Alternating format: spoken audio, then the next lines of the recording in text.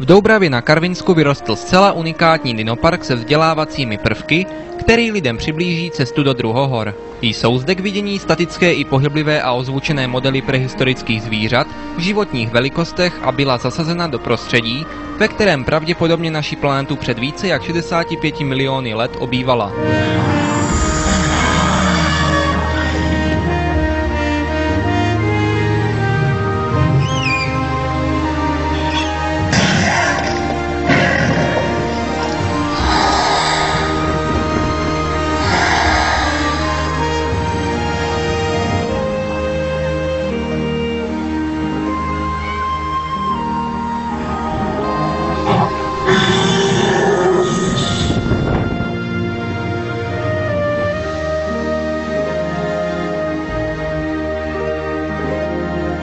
Doplňkem je unikátní 3D kino, kde je návštěvníkům promítnut zhruba 12-minutový trojrozměrný polarizační film Příběh mláděte.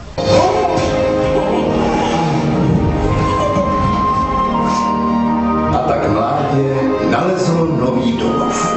Součástí parku je dětské paleontologické hřiště, kde se děti učí základům paleontologické práce. Nechybí ani občerstvení Dino Café a Dino Grill, ale také prodej na suvenýru Dino Shop i vzácný druh borovice z druhohor.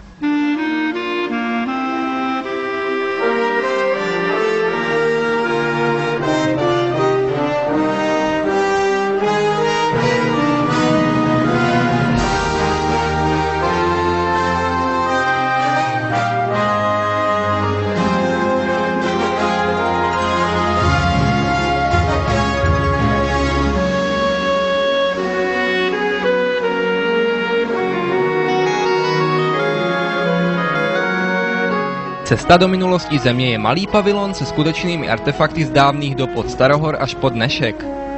Můžete tak obdivovat skutečného třetihorního škorpiona, otisk křídel pravěkých vážek a mnoho dalšího.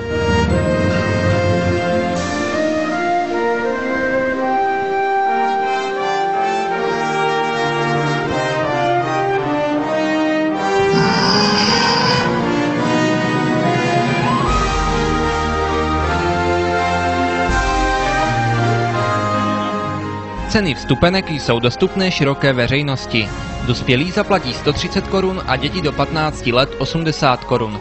Navštivte nás denně od 9 do 19 hodin. Dinopark Ostrava je jedinečnou možností objevování ztraceného světa.